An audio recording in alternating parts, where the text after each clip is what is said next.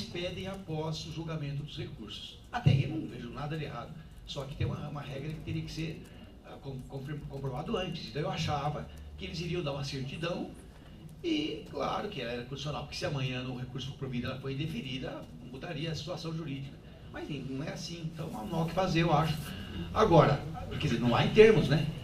Se daqui houver um eventual recurso e fosse, por exemplo, aí, né, uma impugnação acatada e excluído, certo? Mas os atos valeriam até então. Então, eu acho que tem que condicionar a homologação também, né? Eu acho também. Condicionar a homologação, porque, assim, pelo menos o que ele está trazendo aqui, me parece que é posterior a 5 de julho. Pode ser que haja alguma impugnação, inclusive de ofício. Pode ser. A gente vai definir um afastamento definitivo dele. Ele mesmo diz que é em agosto que vai sair a homologação para o tribunal. Vamos estar aguardando. Williams Rocha Monteiro. Mas acho que aí não faz sentido, entendeu? Ele vai usar todo o período de afastamento. Mas pelo menos cessa até a homologação. Né? Eu estou confuso com aquele dia, não olhei, não apareceu o nome dele, agora aparece. Eu concordo. Eu acho que tem que verificar se foi homologado, porque se não for homologado, no dia seguinte já está cessado o afastamento, ele tem que retornar ao trabalho. Lógico, com certeza. Só essa é a ressalva que eu acho que tem que ser feita. Porque se ele não for homologado a inscrição dele, ele não vai concorrer. Se ele não vai concorrer, ele tem que voltar a trabalhar. Mas só que até a homologação ele tem que ficar afastado. Na verdade, então ele vai ter que juntar, assim como no outro caso, posteriormente a certidão homologatória, né? Sim, mas eu acho que a ressalva já pode ser, caso não homologada, ele já tem que retornar no dia seguinte a ciência dele da não homologação. Pode colocar que o afastamento o afastamento para concorrer ao cargo eleitoral fica Condicionado à homologação. Condicionado à homologação, caso ele que se for negado, tem que retornar no dia seguinte ao trabalho. Mas só que será que o ideal não é afastá-lo e depois, se ele não tiver, a gente revoga o afastamento? Mas o problema porque é uma condição eleitoral que ele esteja afastado. Não, ele está afastado. Afastamento condicionado. Está afastado. Não, ele está afastado. A única condição é a seguinte: se não for homologado, esse já está automaticamente cancelado o afastamento, ele retorna ao trabalho. Para a gente não precisar fazer nova análise. Mas aí que tem que trazer Sim. Não, independentemente de trazer ou não, condicionando o afastamento, a homologação, mas ele tem que a partir do momento que ele tomou... Não, sim, mas a gente se perde independentemente dele trazer ou não, a partir do momento que não foi homologado, ele tomou ciência da não homologação, no dia seguinte ele tem que retornar ao trabalho. E não esperar o conselho votar novamente para ele retornar e ficar afastado ainda durante esse tempo. Eu concordo. Certíssimo. Mas ele é presente também. Não, sim, também ele tem que apresentar para instruir o processo, tem que apresentar aí, dar um prazo de 5 ou 10 dias depois do resultado da homologação para juntar o comprovante da homologação. Pode ser assim? Não pode, só nesse caso, a única dúvida que eu fiquei é que assim, a ata de convenção ela é posterior ao prazo em que ele deveria ter apresentado o pedido. Né? O prazo era até dia 5 de julho e a ata foi dia 10 de julho. Né? Assim, a interpretação que eu fiz porque assim, e aí é o que tudo indica, como ele tinha feito o pedido até dia 5 de julho para uma determinada candidatura, o que tudo indica, antes do dia 5, deve ter tido uma outra ata de convenção para deputado estadual que foi negada a candidatura. Então, mas o que dá a entender aqui é que o comprovante de inscrição dele, de situação cadastral a candidato, se deu em 13/7. Também não é minha área de atuação eleitoral, mas me parece que até a candidatura dele se deu posteriormente ao dia 5. Então, ele não conseguiu, mas assim,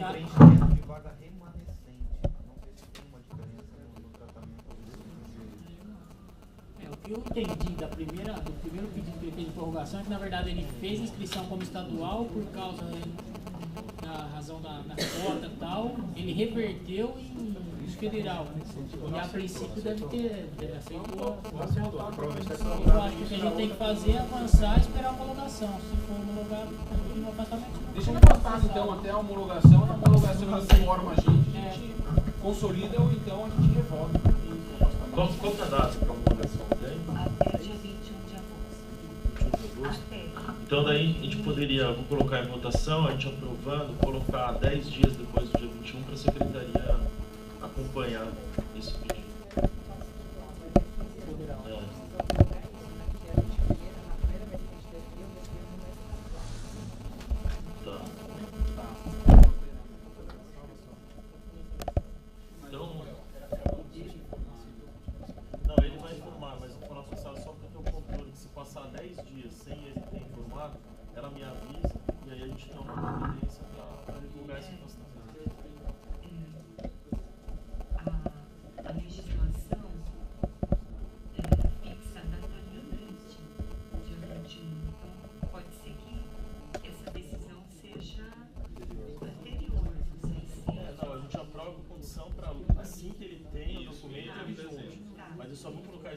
Para a secretaria, porque se ele não apresentar aí, senão a gente vai esquecer.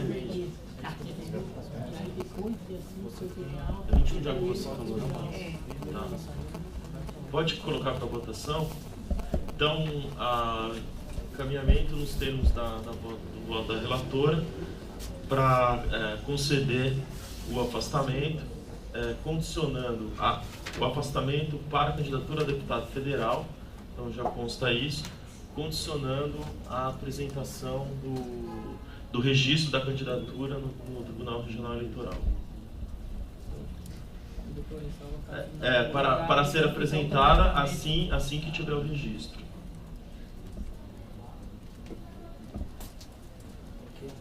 Sim, então quem concorda, mantenha-se como está. Não vai colocar ressalvas que, caso não seja homologado, ele deverá retornar no dia seguinte, próximo dia útil. Já está condicionado, né? É termo legal, né? Então, aprovado por unanimidade. Aí, Sara, só para a gente ter controle na secretaria, o prazo é dia 21. O prazo é 21 de agosto, o prazo limite para ele ter esse registro. Aí, até uns 10 dias depois, só você controla se ele não tiver juntado isso. Aí você me informa para a gente voltar a essa discussão aqui no Conselho. O próximo é o 245 de 2014, interessado Adenor Ferreira da Silva, assunto pedido de afastamento para participação em processo eleitoral estadual, relator, com a palavra o conselheiro Rafael Bessa. É a mesma situação, ele já tinha apresentado a certidão de protocolo na Justiça Eleitoral, mas a informação que ele trouxe é de que a homologação só vem até o dia 21 de agosto. Então eu estou votando pelo deferimento do afastamento, condicionando a apresentação depois da homologação da candidatura.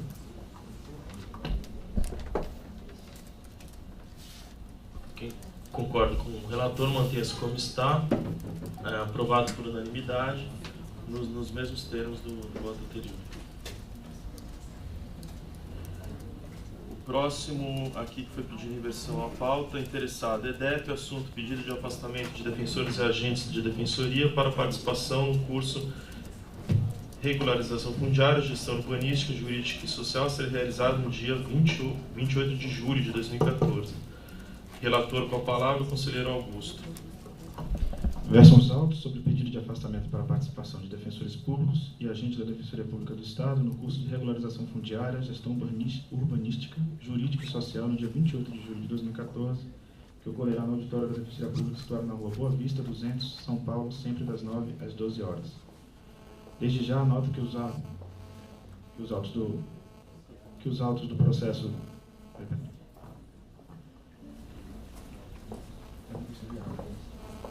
Desde já anoto que nos autos do processo do Conselho 227/2014 foi aprovado à unanimidade o afastamento dos seguintes defensores públicos e servidores da Defensoria Pública participaram deste mesmo curso nos dias 16, 23 e 30 de junho, 7, 14 e 21 de julho de 2014. Os defensores públicos foram Alain Ramalho Ferreira, César Augusto Luiz Leonardo, Cecília Fonseca Bandeira de Melo, Maria Clara Paleta Lomar, Felipe Amor Principessa, Leandro Silvestre Rodrigues de Silva, Adélia Aparecida Fernandes Moraes e Flávio de Almeida Pontinha. Os servidores foram Gilberto Ferraz Kifuri, Renata Carvalho da Silva, Regiane Rodrigues Caieron, Marilene Alberini, Luciana Arbeli Bernardes, Leonice Fazola de Quadros, Cristina Pereira de Oliveira, Andressa Alves de Carvalho, Virgínia Regina de Oliveira e Regiane Lucas de Souza.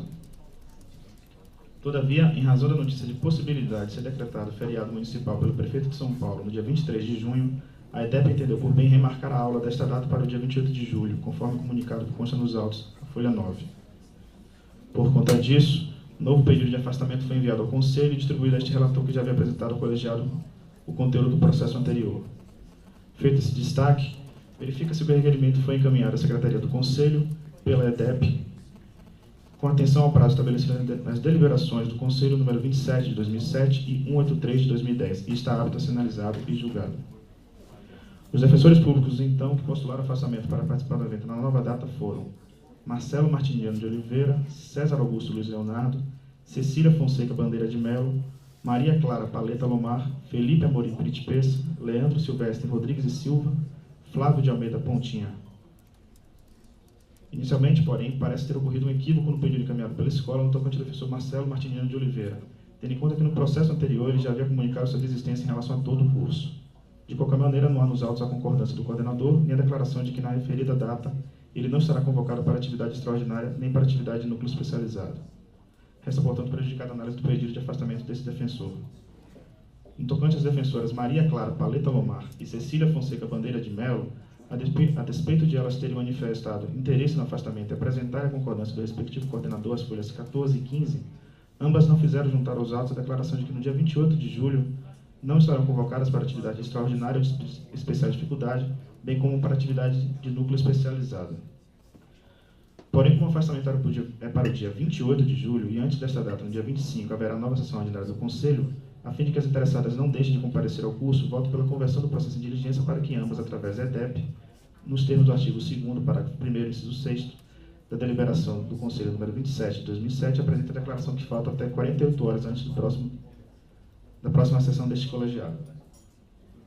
Em relação aos demais postulantes, contudo, preenchido todos os requisitos exigidos, folhas 10 a 13, 18 e 19 e 21 e 22, sem sobriedade que já haviam sido autorizados a se afastar para participar deste evento em outras datas, de que o curso mantém relação direta com as atribuições institucionais e de que todos eles não ultrapassaram o limite de 4 afastamentos por ano e 3 por semestre, folha 24, desde já voto pelo afastamento. Quanto aos agentes da Defensoria, requereram novo afastamento os seguintes: Gilberto Ferraz Kifuri, Renata Carvalho da Silva, Regiane Rodrigues Caerron, Luciana Arbeli Bernardes, Leonice Fazola de Quadros, Cristina Pereira de Oliveira, Andressa Alves de Carvalho e Virgínia Regina de Oliveira. Entretanto, o processo, neste caso, assim como em relação às duas defensoras ressaltadas acima, não está devidamente instruído, porque consta apenas a manifestação dos coordenadores da unidade em que atuam os agentes Regiane Rodrigues Caerron, Cristina Pereira de Oliveira e Virgínia Regina de Oliveira, declarando que os afastamentos obedecem aos limites estabelecidos na deliberação do Conselho número 183 de 2010. Além disso, o pedido não vem acompanhado da autorização da Coordenadoria Geral de Administração, determinada no artigo 2º, parágrafo 1º, inciso 6 da deliberação em comento. Assim, no mesmo sentido do que for exposto linhas atrás, tendo em conta que o afastamento é apenas para o dia 28 de julho e que na data do dia 25 haverá nova sessão ordinária do Conselho Superior, de modo a não impedir a participação dos interessados no evento, voto pela conversão do processo em diligência para que os demais servidores apresentem através da EDEP a manifestação de concordância dos coordenadores da unidade, assim como da Coordenadoria Geral de Administração, até 48 horas antes da próxima sessão.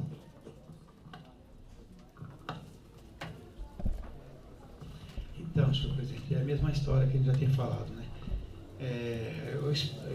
Eu quero ainda, enquanto vivo ainda, né, ver o colega ler a deliberação e cumpriu.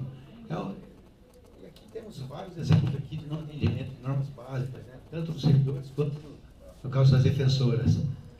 Enfim, a gente vai mais ou menos converter em diligência. Eu esperava que, então, eu espero, quem sabe, com algo mais enérgico, quem sabe até no sentido aí instrutivo, se falar com a escola, se falar também, quem sabe nessas reuniões devolutivas com as coordenações, não é? Tanto, porque a gente volta mais uma vez a ter que ficar fazendo conversão de diligência. No caso, o servidor não tem nem um negócio elementar, que é a autorização da CGA. Com quem, por sinal, até quero dizer que eu conversei um certo dia com o nosso coordenador da CGA, até para que as manifestações fossem conclusivas, né? Ele concordou comigo, disse que a partir de agora elas deverão ser conclusivas, quer dizer, fundamentadas, né? Pedro, até é interessante você mencionar isso. Primeiro, de um lado, mencionar e elogiar a secretaria que juntou, atendendo aquele caminhamento que nós tínhamos feito, de juntar quantos afastamentos os defensores tinham, inclusive os servidores, apesar da deliberação não prever para eles. Fizeram isso, contaram a certidão.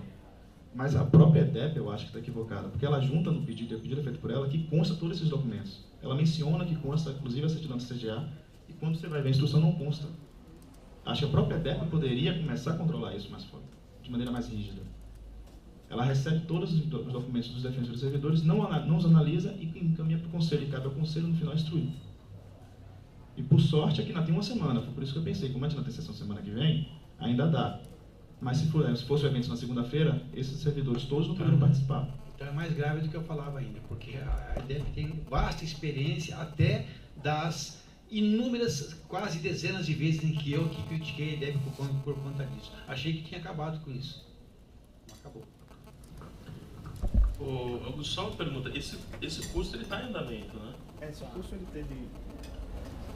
Ele era de 6 dias. Só que teve uma data em que havia uma possibilidade de haver feriado decretado pelo prefeito. Então a EDEP, de antemão, adiou essa data, que era o dia 23 de junho, para o dia 28 de julho, acho que por causa da Copa. E aí pediu um novo afastamento para eles. Mas são as mesmas pessoas, para continuar o curso, não? São as mesmas pessoas, mas nem todos pediram. Alguns também desistiram ao longo do caminho.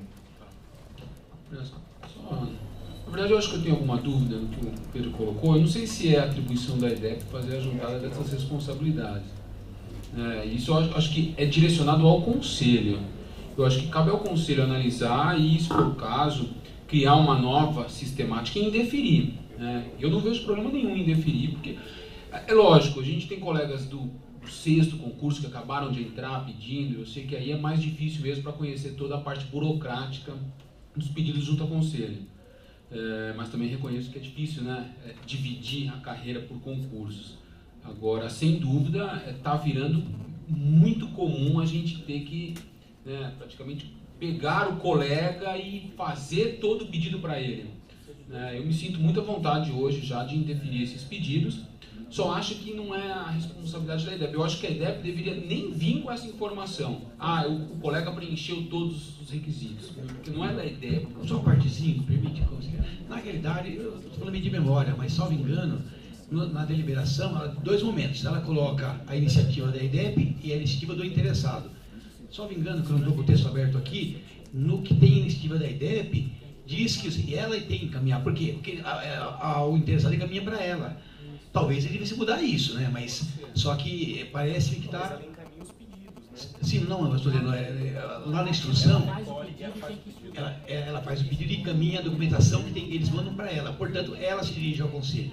Então, ela tem que entregar tudo, mas é porque está na deliberação, assim.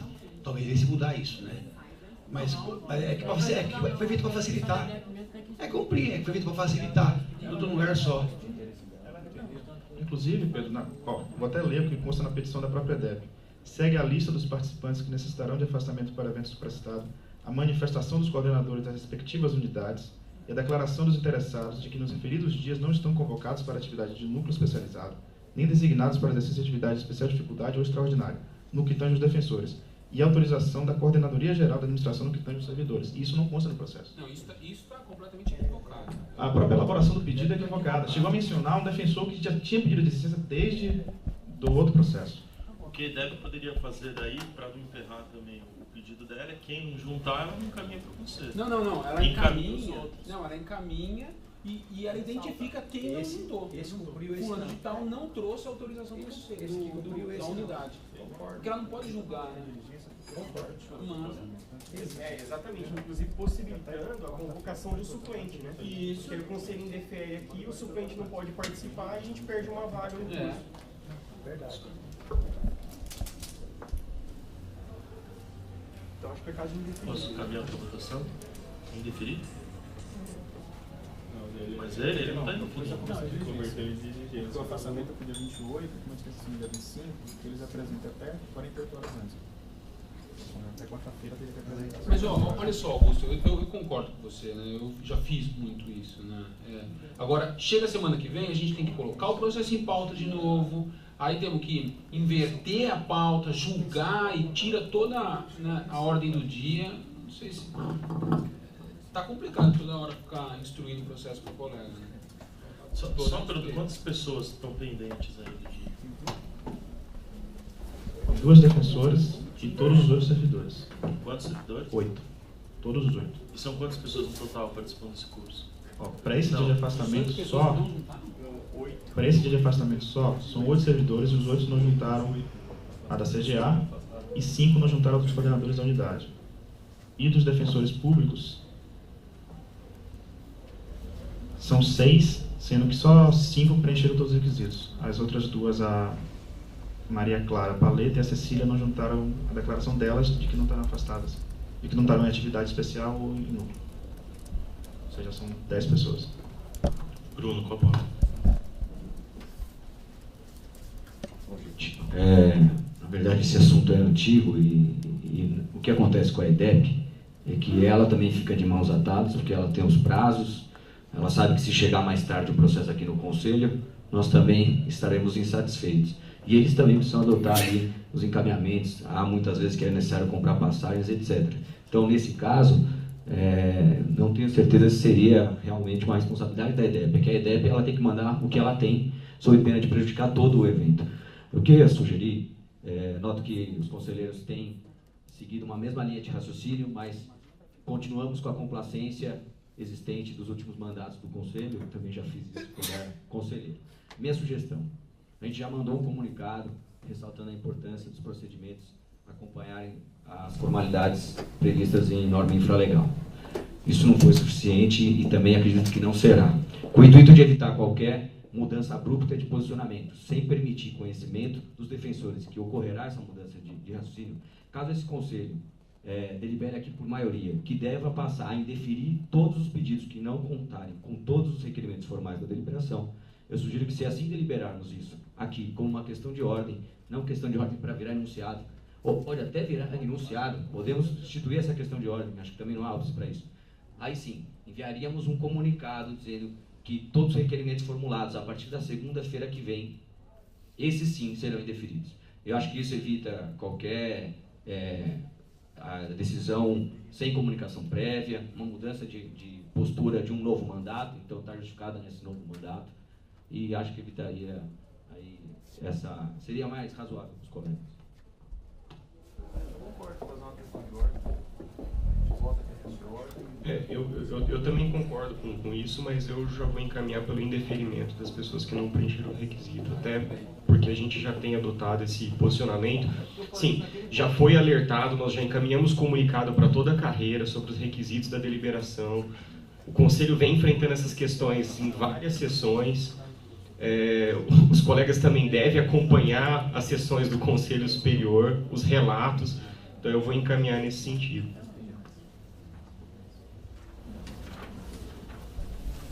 Eu me recordo que o momento que nós fizemos a expedição de comunicação à carreira foi exatamente no momento de nova gestão do Conselho, que nós não queríamos romper, né? Eu estava iniciando a gestão lá. Fizemos um comunicado para não fazer o rompimento com a carreira, né, de uma sistemática anterior, e agora vamos renová-lo.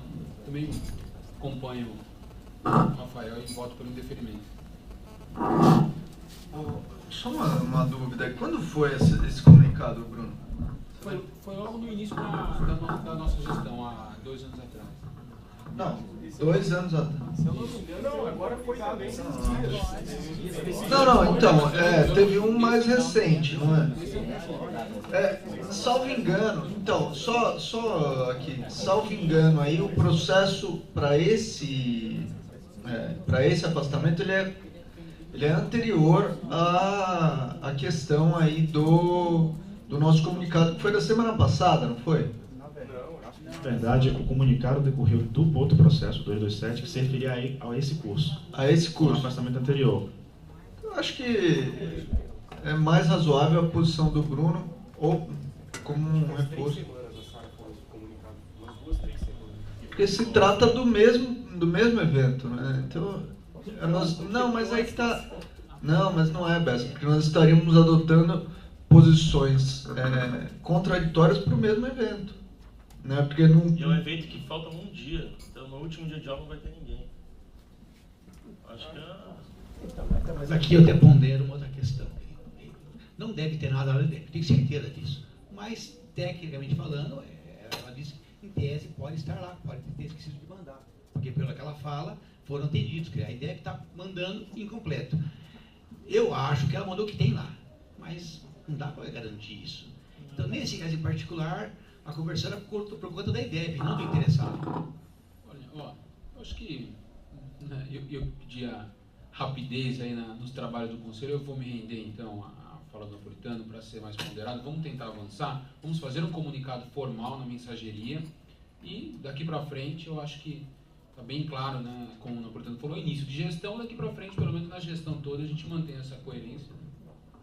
Eu queria pedir para algum conselheiro aqui, enquanto a gente continua votando, tentar fazer uma redação desse comunicado específico, porque eu acho que ele pode ser um pouco mais enfático do que o outro. Que o outro foi feito esse comunicado, mas eu acho que essa segunda vez ele não foi tão enfático. Eu acho que dessa segunda vez ele pode ser mais explícito. Né? Será que não seria mais efetivo, em vez de um comunicado, a gente pode fazer o comunicado, mas fazer em forma de enunciado, explicitando no comunicado: Conselho aprovou o enunciado número 4, salvo engano, que... enunciado, porque a gente já tem alguns enunciados que a gente usa, acho que esse seria o 4. E aí, que é no seguinte sentido: não haverá mais pedidos de diligência para complementar documentos a respeito de afastamentos. Pronto. Eu acho que aí... Não. Também, mas falar que o Conselho não autorizará mais diligências implica automaticamente que, se não tiver com tudo no dia da votação, será automaticamente indeferido. Né? Por isso que eu propus a questão da diligência. Só uma coisa, eu acho que o dia da votação permite ao relator, havendo tempo, ele diligenciar junto ao interessado. Né? E na data da distribuição, talvez isso já não fosse possível. Isso aí. No dia da votação tem que estar instruído. No dia da votação. Qual que é a deliberação? Só fazer uma observação. 27 e 1 e 3. 27 e 1 e 3. Eu me lembro que a gente discutiu várias vezes aqui, como o Bruno Napolitano falou. Tinha alguns casos que o coordenador, por mais que fosse instado, não se manifestava. Não sei se vocês lembram. Alguns casos, não sei, mas eu me lembro pelo menos de um caso que o coordenador não se manifestava. Acho que se for pedir um comunicado, acho que seria interessante pontuar mesmo que a diligência, ela não é só para o interessado que pede o afastamento, mas ela depende também de manifestação. Não sei como amarrar isso, mas só me lembrando que a gente já teve aqui esse problema, do coordenador não se manifestar. E o colega fica de mãos atadas, porque ele precisa da manifestação do coordenador. Então, não é só para quem está pedindo, mas para quem participa do processo de afastamento. Uma sugestão. Então, eu acho que podemos redigir o texto, mas aqui ficou com uma dificuldade. Arsenio, uma dificuldade que eu queria apresentar é a seguinte: extrair, né, retirar do colegiado a análise do caso concreto.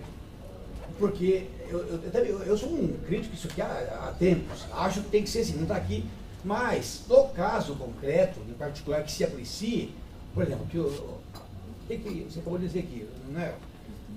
É um dia que falta num curso enorme. Então, no caso concreto, se houver uma fundamentação, uma justificadora, válida, se for dependendo da história, o que eu quero falar?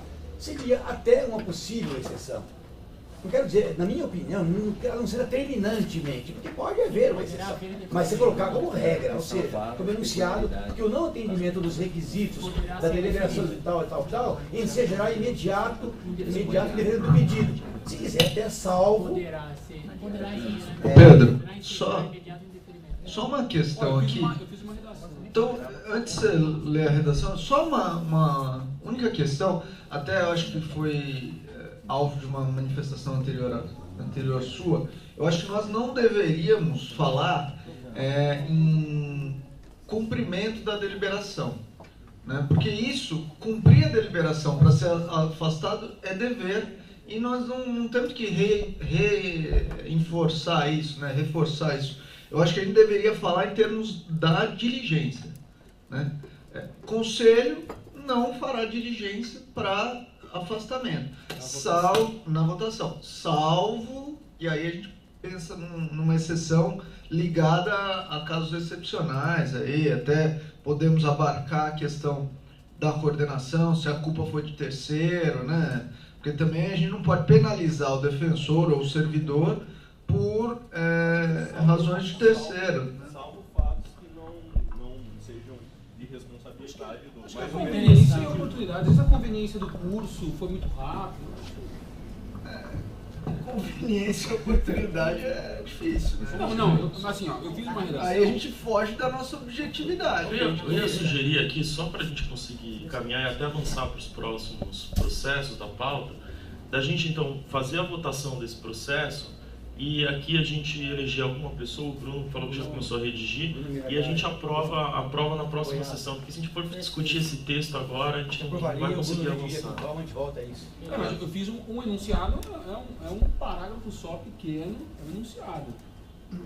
Vamos deixar para a próxima, traz ele redigido, daí, tá? Então daí fica para a próxima sessão, daí a gente aprovar debater esse enunciado e a gente... Só lembra, Bruno, daí na próxima sessão você, na ordem do dia, já avisar, no começo a gente já vota esse enunciado. E aí então, só encaminhamento específico, porque acho que você vai encaminhar diferente, não? Eu vou. Em relação aos servidores todos, votei pela diligência. Em relação aos defensores, a defensora Maria Clara e Cecília Fonseca pela diligência, porque falta a declaração de ambas, e os demais aprovei já o afastamento. Tá, e o BES está encaminhando pelo indeferimento de todos que ele está pedindo diligência. Tá, então, quem concorda com o voto do relator, Augusto, mantenha-se como está. Não, Augusto. Quem vota com o Augusto, pela diligência. Então, vencido por maioria... Aprovado por maioria, nós temos o voto do relator, vencido Rafael Bessa e Horácio. Não,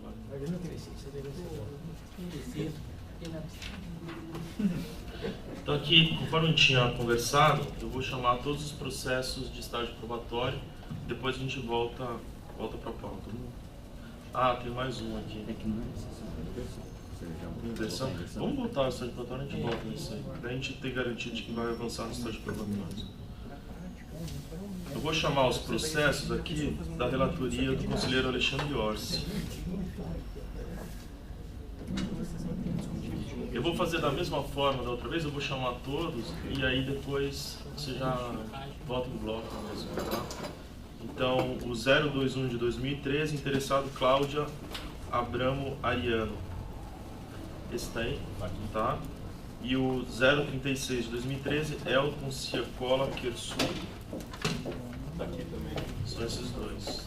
Então, pode falar.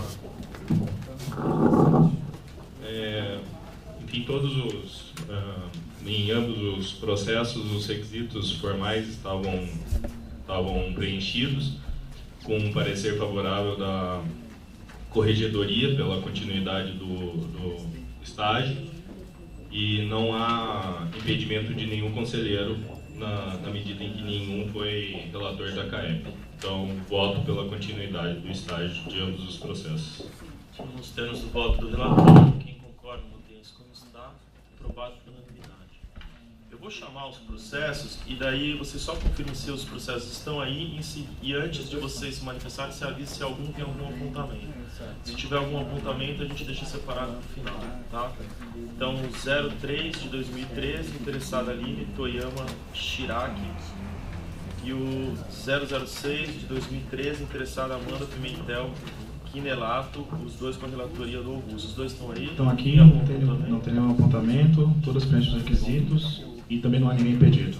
Votei pela continuidade do estágio probatório das duas. Então, nos termos do voto do relator, aprovado por unanimidade.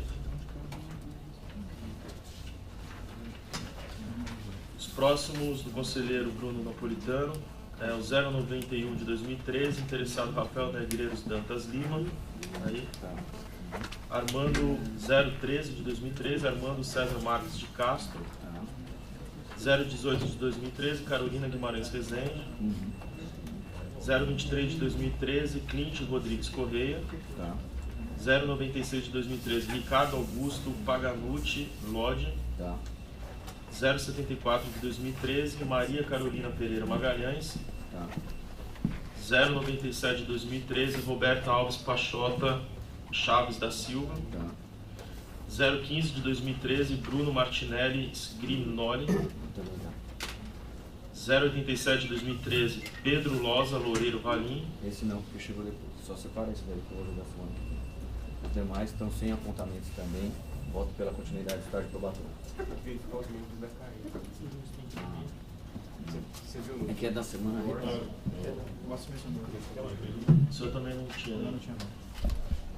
Vai passando por aí, só vou checar aqui. Então, enquanto o Bruno verifica, eu vou chamar os próximos do conselheiro Bruno Miragaia. Só vai dizendo para mim se eles estão aí, Bruno. 07 de 2013, Anderson Almeida da Silva. 029 de 2013, Daniele Salviano Pereira Silva. 044 de 2013, Fernanda Silva Guido. 108 de 2013, Wesley Sanches Pinho. Estão todos. Então, 04 de 2013, Alan Ramalho Ferreira. 095 de 2013, Renato Campolino Borges. 109 de 2013, William Roberto Casimiro Braga. São esses. Todos aqui, nenhum conselheiro intuitivo, e eu estou votando pela continuidade de todos. Então, esses do Bruno, concordo com o voto do relator, mantém-se como está. Aprovado por unanimidade, pela continuidade de todos, sabe? Os do Bruno Miragaia.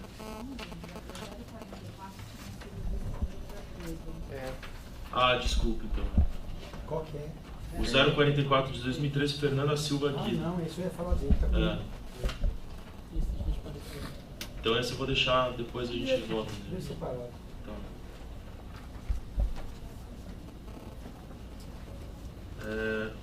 Os próximos são do conselheiro Horácio.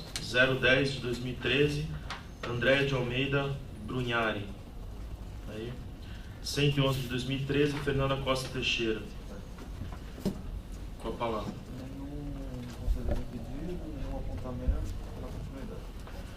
Então, nos termos do voto do relator, quem concorda mantém-se como está.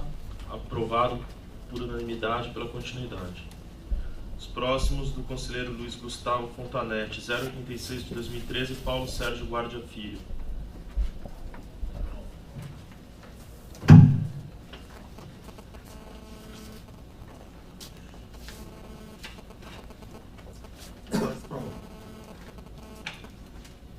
Sem apontamentos. O outro está aí também, o 115? 115. O 115, na verdade, ele tinha uma diligência interna para cumprir, eu não trouxe, mas Então vamos 086. Sem apontamentos da CAEP, com manifestação favorável da Corregedoria, com a certidão de participação no curso da EDEP, voto pela continuidade do estágio probatório. Então, nos termos do voto do relator, quem concorda mantém-se como está. Aprovado por unanimidade, 036 de 2013. O 115 de 2013 a gente não votou, tá? Conseguiu ver? Horácio, você também não tinha ninguém da CAEP, né? Não, Nem o Fabrício e a Samanta. Eu também não. Ah, tá. Mara, os votos do Bruno Napolitano estão todos aprovados sem nenhum apontamento, tá? Só o último processo que não, né? Isso. Nenhum ele não gostou. Esse outro ele fez o voto.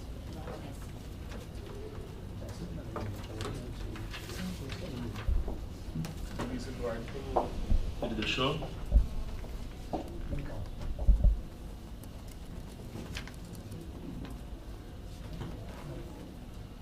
106 de 2013.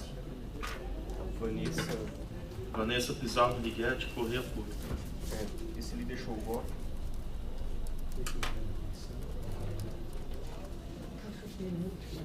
Então o Wagner já foi. Vou verificar se tem algum impedimento. Não. Nenhum conselheiro impedido. O conselheiro Luiz Eduardo votou pela continuidade do estágio probatório. Então, nos termos do voto do relator, concordo, manter-se como está, aprovado por unanimidade o 106 de 2013.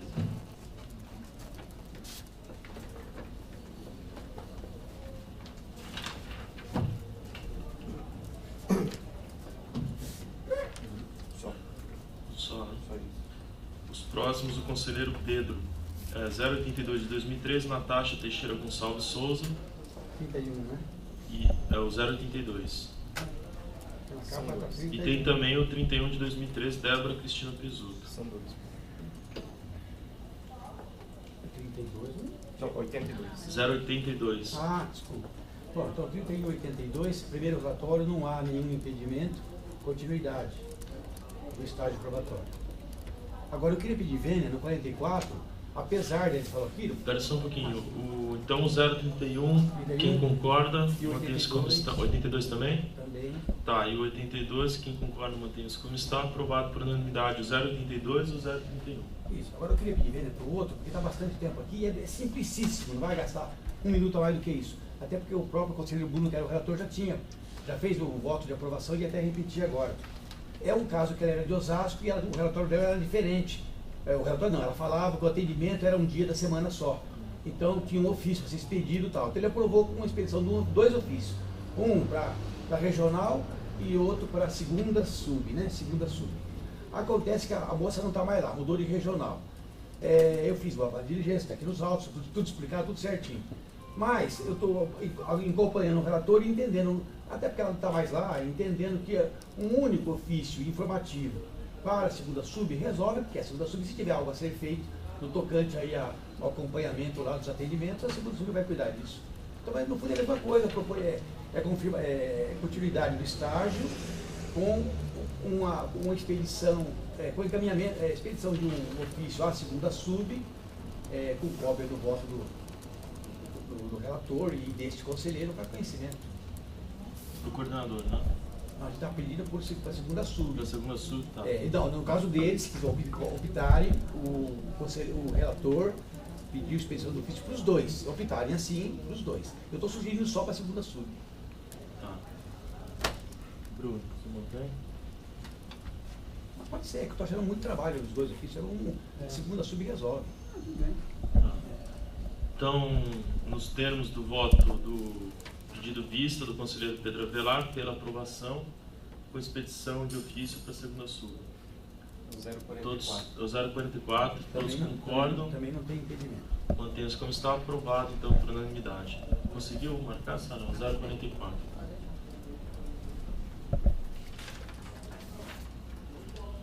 Rafael Bessa, 072 de 2013, Marco Cristiano Kibebe Waller, Celso Léo Yamashita, é o 020 de 2013. Eu trouxe só o 072, o outro eu recebi essa sim. Qual? 72? 072 de 2013. Também não tem nenhum conselheiro impedido. Eu voto pela continuidade do estágio probatório. Então, nos termos do voto do relator, quem concorda, mantém-se como está, aprovado por unanimidade, pela continuidade. E o 020 não foi votado, tá? Conselheiro Wagner, 017 de 2013, Carlos Hideki Nakagome. 112 de 2013, Mariana Silva Galo Bertolani. Estão aí?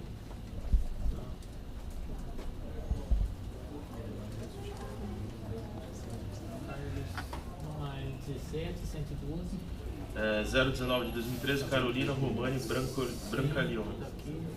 076 de 2013, Mariana Leite Figueiredo. 084 de 2013, Paulo Santana Machado de Souza. 08 de 2013, André Luiz da Silva Araújo. 116 de 2013, Marcelo Bonilha Campos. 101 de 2013, Tatiana Campos Bias Fortes. E 020 de 2011, Cecília Fonseca Bandeira de Mello. Com a palavra.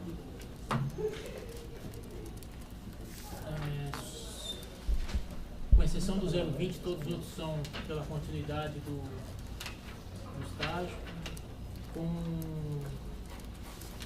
observação de que os 08 estão impedidos conselheiro Orsi e Luiz Eduardo, o primeiro por ter sido se manifestado como coordenador regional e o segundo como membro da CAER.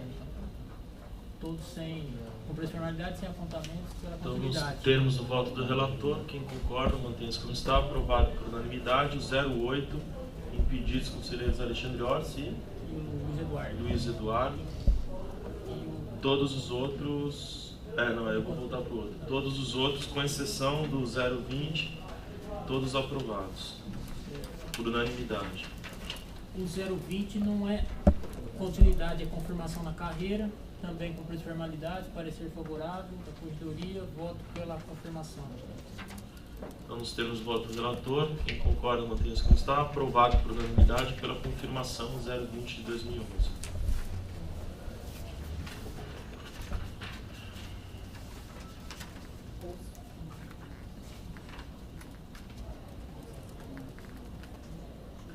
Só retomando aqui, os únicos que não foram votados, o 037 de 2013 do Bruno, né, que não está aqui mesmo, né? O 115 de 2013 do Luiz Gustavo, Ana Carolina Minuti, também não está aqui mesmo, né? Tem 2 do Luiz Eduardo, que é o 05 de 2012, Fernanda Valera, não está aqui, e nem o 10 de 2012, Luiz Otávio Contrim Ferrato. Do Rafael Bessa, 020 de 2013, também não foi votado. São esses.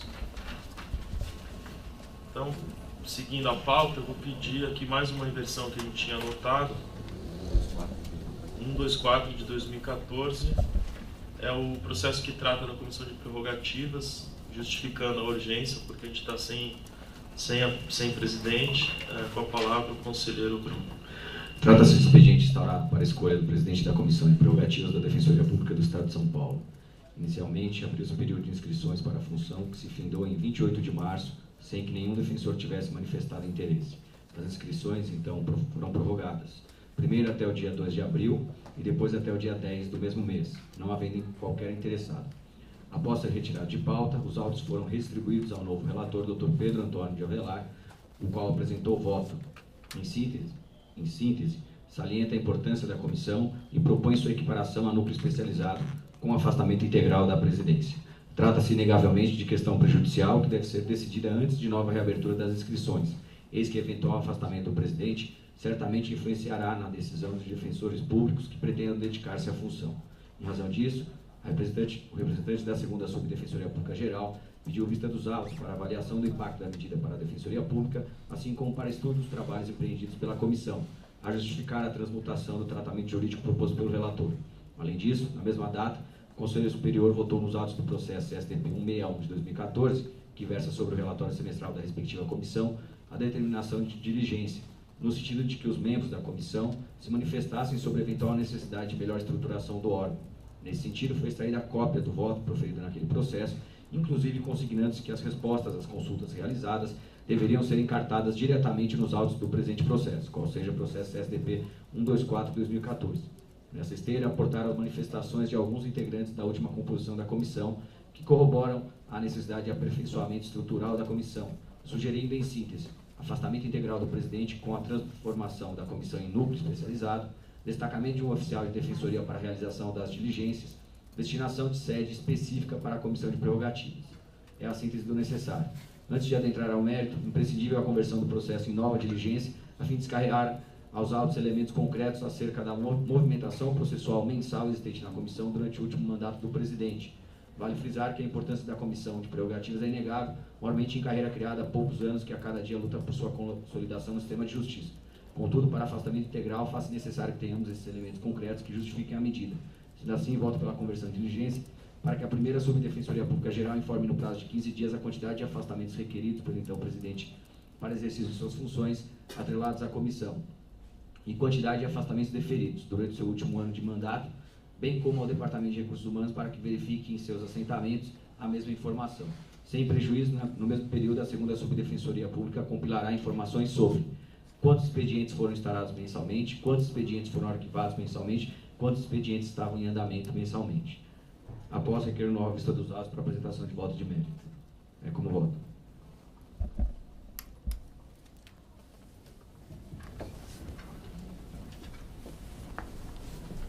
Algum conselheiro? Então, nos termos do voto do relator, você é o relator, né? Não. Nos termos do voto do conselheiro Bruno, eu concordo, mantenha-se como está, aprovado por unanimidade.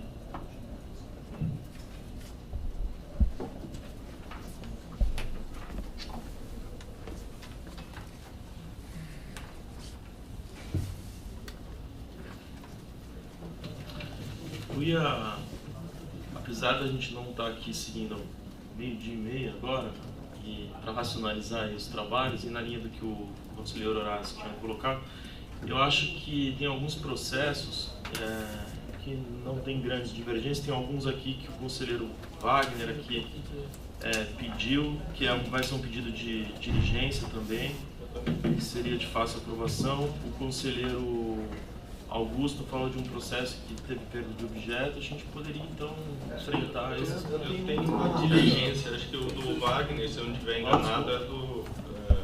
Eu teria também uma conversão, se for o que eu estou pensando do Wagner, seria uma diligência, um pedido de alteração da bolsa de estudo de estagiários. Eu tenho um aqui que é a bonificação de resultados dos servidores, e é uma conversão de diligência também, acho que até